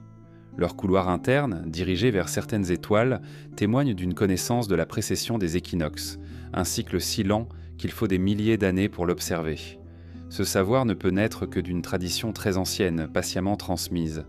Les bâtisseurs de Gizeh n'étaient pas seulement des architectes, ils étaient des arpenteurs du ciel, capables d'inscrire dans la pierre les mouvements éternels de la voûte. L'idée d'un lien intime entre terre et ciel se retrouve dans d'autres cultures. Les Mayas, au cœur de la jungle, construisirent dans les temples alignés avec les solstices et les équinoxes, capables de projeter des ombres en forme de serpents lors de certains jours précis. Les Celtes dressèrent des cercles de pierre qui marquaient les levées de soleil au point clé de l'année. Les peuples andins alignèrent torsamment leurs monuments sur les sommets des montagnes et les étoiles visibles à l'horizon. Partout, le ciel dictait l'ordre du monde, et les monuments devenaient en soi des instruments pour en mesurer les rythmes. Mais ce qui distingue Gizeh, c'est la perfection de son langage astronomique. Les 3 pyramides principales reproduisent la ceinture d'Orion, reflet terrestre d'un motif céleste. Leurs dispositions correspondent non pas à la position actuelle des étoiles, mais à celle qu'elles occupaient il y a plus de 10 000 ans. Cela suppose que les bâtisseurs connaissaient la lente bascule du ciel, anticipant les transformations invisibles à l'échelle d'une vie humaine. Comment un tel savoir aurait-il pu naître sans une tradition très ancienne ou sans l'héritage d'une civilisation disparue ? Ces arpenteurs du ciel ne se limitaient pas à observer. Ils inscrivaient dans la pierre des messages codés. La hauteur de la grande pyramide, rapportée à sa base, semble contenir des proportions universelles. La valeur de pi, le nombre d'or, la circonférence terrestre ramenée à l'échelle. Si cela est intentionnel, alors ces monuments sont bien plus que des tombeaux. Ils sont des bibliothèques mathématiques, des dépôts de savoir transcrits en langage de pierre, un langage qui dépasse les langues humaines, qui parle aux civilisations futures autant qu'aux contemporains. Les arpenteurs du ciel possédaient aussi un sens aigu de l'orientation symbolique. Le sphinx, tourné vers l'est, contemple le lever du soleil. Certains chercheurs ont proposé que son regard, il y a des millénaires, s'alignait avec la constellation du Lion, suggérant une correspondance entre le ciel et la terre. Ce lien entre les astres et la pierre, entre les cycles cosmiques et les formes sculptées, nourrit l'idée que les monuments étaient conçus comme des miroirs. Les bâtisseurs inscrivaient dans la roche ce que le ciel leur montrait, transformant le plateau de Gizeh en une carte céleste pétrifiée. Ce savoir astronomique étonne encore aujourd'hui, car il suppose une patience infinie. Pour connaître la précession, il faut observer le ciel pendant des siècles, comparer les positions, comprendre les cycles invisibles. Comment une société supposée récente aurait-elle pu accumuler un tel héritage ? Peut-être parce qu'elle n'était pas la première, peut-être que les arpenteurs du ciel n'étaient pas les Égyptiens seuls, mais les héritiers d'un peuple antérieur, disparu lors des bouleversements climatiques de la fin de l'âge glaciaire. Dans ce cas, les pyramides seraient là, les derniers témoins d'une mémoire astronomique ancestrale, gravée dans la pierre pour ne pas sombrer avec ses porteurs. Cette hypothèse trouve un écho dans les mythes. Partout, les traditions parlent de sages, de dieux ou de héros qui enseignèrent aux hommes l'art d'observer le ciel. En Mésopotamie, les Apkallu transmettent le savoir divin aux premiers rois. En Grèce, Prométhée apporte le feu et la connaissance. En Égypte, Thoth, maître des chiffres et des étoiles, incarne cette transmission. Ces récits peuvent être symboliques, mais ils évoquent tous la même idée. Une sagesse venue d'ailleurs, antérieure, transmise à des peuples plus récents. Les arpenteurs du ciel pourraient en être ces figures mythiques, non pas des dieux au sens religieux, mais des héritiers d'un âge oublié. Le ciel lui-même garde la trace de cette mémoire. Les constellations, telles que nous les connaissons, sont des créations anciennes. Elles étaient déjà reconnues par les Babyloniens, par les Grecs, par Espalette Sans, par les Égyptiens. Mais leur origine remonte plus loin encore, peut-être à un temps où les premiers hommes nommaient les étoiles pour se guider. Si certaines correspondances, comme Orion ou Sirius, apparaissent dans tant de cultures différentes, c'est peut-être parce qu'elles remontent à une époque où un peuple primordial avait déjà codé le ciel, transmettant ensuite son langage aux civilisations dispersées. Ce qui frappe dans cette hypothèse, c'est la volonté de permanence. Observer le ciel est un acte fragile. Les hommes passent, mais les étoiles se déplacent trop lentement pour être mesurées dans une seule vie. Pour qu'un tel savoir existe, il faut une chaîne de générations, une continuité de mémoire. Les pyramides incarnent cette volonté, figée dans la pierre, ce que les étoiles révèlent, pour que le message ne se perde jamais.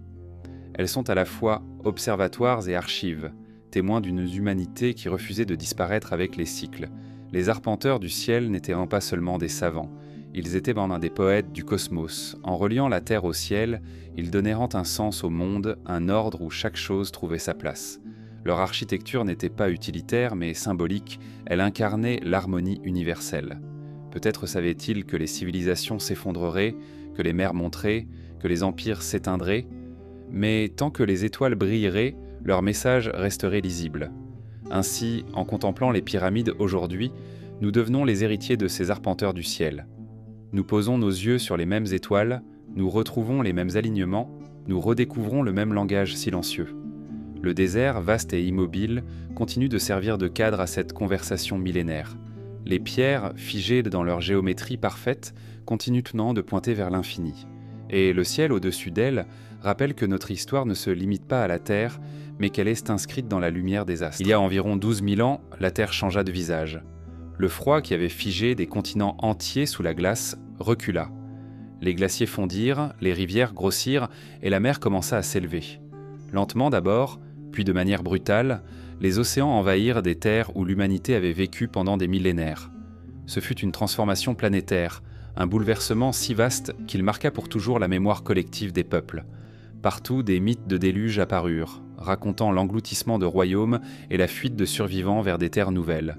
Quand la mer monta, l'histoire changea de cap, et peut-être que les pyramides en furent en ce témoin silencieux. À la fin de l'âge glaciaire, le niveau des océans s'éleva de plus de 100 mètres. Ce chiffre abstrait représente une catastrophe concrète. Des milliers de kilomètres de côtes disparurent, des plaines fertiles furent submergées, des îles entières se noyèrent. Les plateaux continentaux, aujourd'hui engloutis sous quelques dizaines de mètres d'eau, étaient autrefois des terres habitées.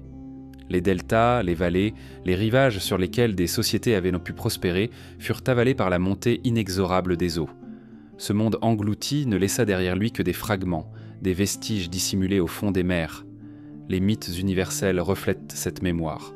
Dans la Mésopotamie antique, l'épopée de Gilgamesh raconte comment les dieux envoyèrent un déluge pour effacer l'humanité, et comment un homme, Utanapishtim, construisit un navire pour survivre. La Bible reprit cette histoire à travers le récit de Noé. En Inde, les textes védiques parlent de Manu, sauvé des eaux par un poisson divin. En Amérique, les Mayas, les Hopis et d'autres peuples décrivent aussi un cataclysme aqueux. En Polynésie, les chants parlent d'îles englouties. Partout, l'eau est à la fois destruction et purification, fin et recommencement. Ces récits, si semblables malgré les distances, évoquent une expérience commune, celle d'un monde qui se noyait. Sous la Méditerranée, des indices tendent confirment cette réalité. Des cités comme Pavlopétrie en Grèce ou Héracléon en Égypte reposent aujourd'hui sous quelques mètres d'eau. Elles prouvent que les tremblements de terre et la montée des mers ont englouti des mondes entiers. Mais elles ne sont que les vestiges les plus récents. Plus profondément, sur les plateaux submergés, les archéologues commencent à repérer des structures qui pourraient dater de bien avant les civilisations classiques. Le golfe de Cambay en Inde révèle des formes géométriques sous-marines, datées de 9000 ans ou plus.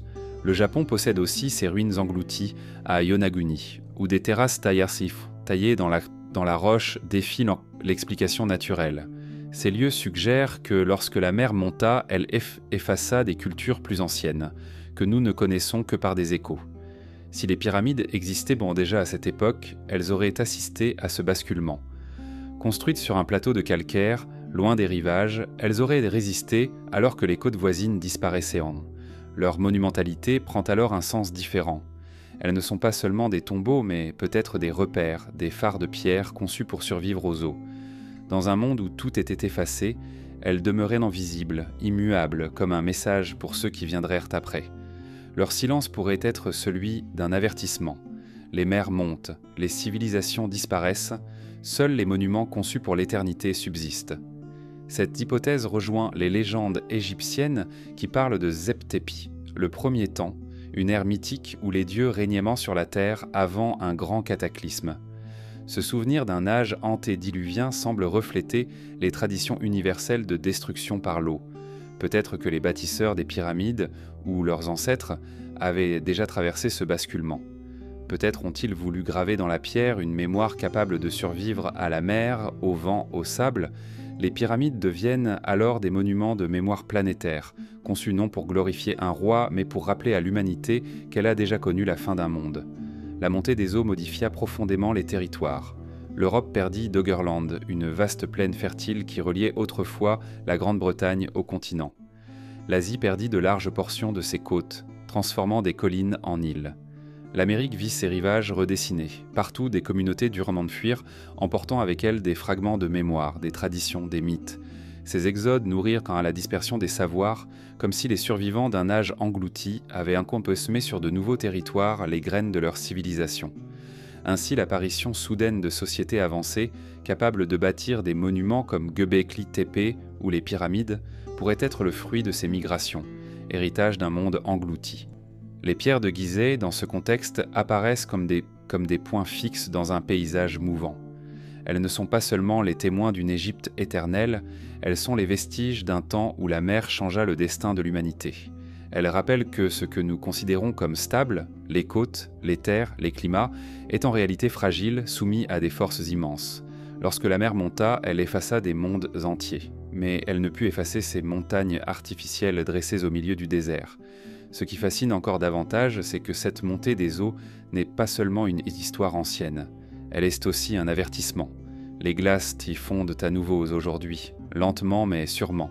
Les océans grignotent les rivages, les deltas s'enfoncent, les îles disparaissent. Le souvenir du passé devient alors un miroir. Les pyramides, qui semblent avoir survécu à la première grande montée des eaux, se dressent encore comme des phares, rappelant à l'humanité que rien n'est éternel, sauf peut-être les pierres qui portent à la mémoire des mondes engloutis. Quand la mer monta, les civilisations fantômes disparurent, mais certaines pierres résistèrent, transmettant leur silence à travers les millénaires. Ces pierres, aujourd'hui encore, se dressent sous le soleil brûlant du désert, comme si elles attendaient que nous redécouvrions ce qu'elles ont voulu dire. Elles ne racontent pas avec des mots, elles rappellent avec leur masse. Elles disent « Nous avons déjà vu la fin d'un monde, nous avons survécu, et nous parlons encore ». Devant les pyramides, on ressent plus qu'un vertige. Ce n'est pas seulement la hauteur, la masse, l'ombre qu'elles projettent sur le désert. C'est la sensation de se tenir face à un mur invisible, une barrière dressée entre ce que nous savons et ce que nous avons oublié. Le mur du temps ne se mesure pas en siècles, ni même en millénaires. Il est fait de strates d'oubli, de silences accumulés, de mémoires effacées par les catastrophes. Les pyramides, par leur immobilité, semblent incarner ce mur. Elles se dressent comme un seuil que nous ne parvenons pas à franchir. L'histoire officielle décrit les monuments de Gizeh comme les chefs-d'œuvre de l'Ancien Empire, datés de 4500 ans environ. Mais leur présence impose une question que cette chronologie ne parvient pas à résoudre. Pourquoi paraissent-elles plus anciennes que le désert lui-même ? Pourquoi leur usure raconte-t-elle une histoire différente, marquée par l'eau, par des pluies disparues depuis des millénaires ? Ce décalage est une fissure dans le mur du temps. Une fissure qui laisse entrevoir une profondeur plus vertigineuse, mais que nous hésitons à franchir, car elle bouleverse toutes nos certitudes. Le mur du temps n'est pas seulement une barrière scientifique, il est aussi une frontière psychologique. Accepter que les pyramides puissent être plus anciennes que ce que nous croyons, c'est admettre qu'il existe un vide immense dans notre mémoire. Un vide où des civilisations entières auraient pu naître et disparaître sans laisser d'autres traces que des pierres trop grandes pour être effacées. Cette perspective dérange. Elle rappelle que l'humanité n'est pas au sommet d'une ligne continue, mais peut-être au milieu d'un cycle, précédé par d'autres qui ont déjà disparu. Chaque civilisation construit ses propres repères temporels. Les calendriers, les chronologies, les récits mythiques sont des tentatives de dresser des murs contre l'océan de l'oubli. Mais ces murs sont fragiles. Les guerres les brisent, les catastrophes les engloutissent, le temps les ronge. Les pyramides, elles, paraissent avoir été conçues pour défier cet effacement. Elles ne racontent pas une histoire précise, elles n'appartiennent pas à une langue qui pourrait se perdre. Elles incarnent le temps lui-même, un monument conçu pour survivre à la mémoire humaine. Le mur du temps se manifeste aussi dans nos limites de perception. Nous vivons quelques décennies, à peine un souffle face au cycle géologique. Nous pensons en termes d'histoire nationale, de millénaires comptés sur des lignes claires. Mais la Terre pense en dizaines de milliers d'années, en oscillations lentes des pôles, en glaciations, en mers qui montent et qui descendent.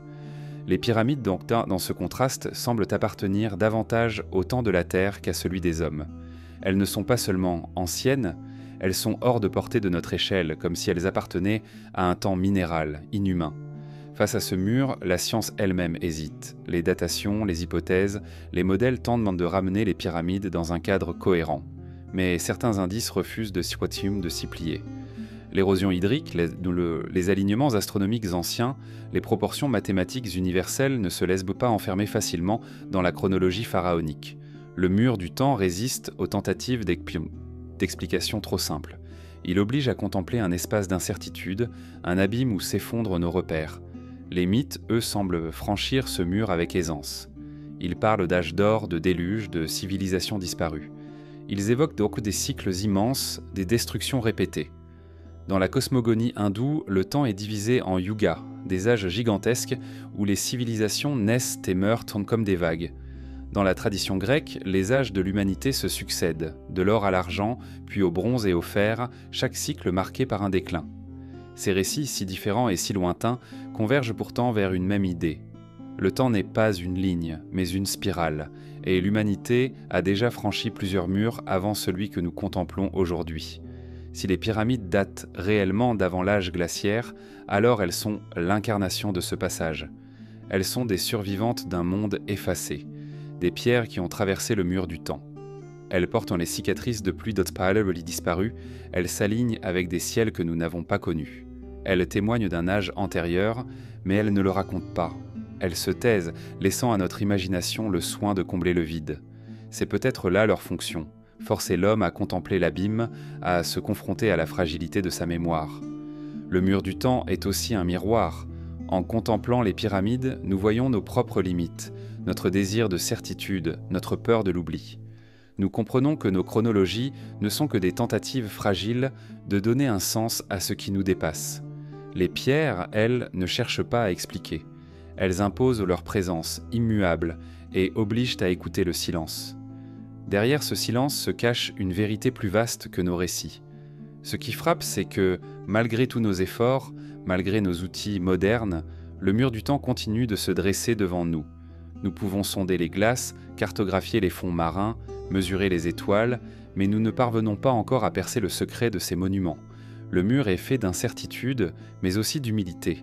Il nous rappelle que l'histoire humaine n'est qu'une fraction de l'histoire du monde.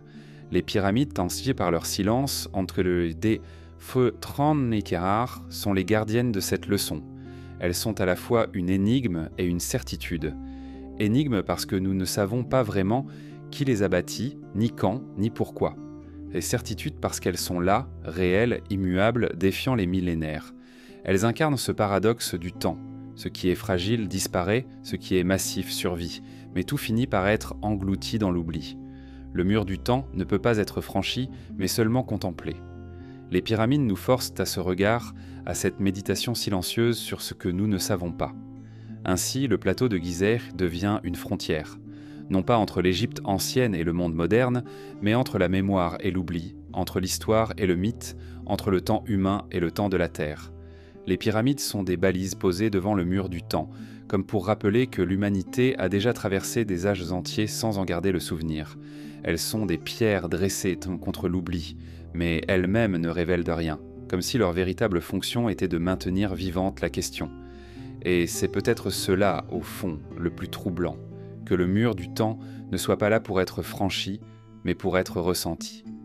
Pour que l'homme, en se tenant face aux pyramides, comprenne la petitesse de sa mémoire et la profondeur de ce qu'il ignore.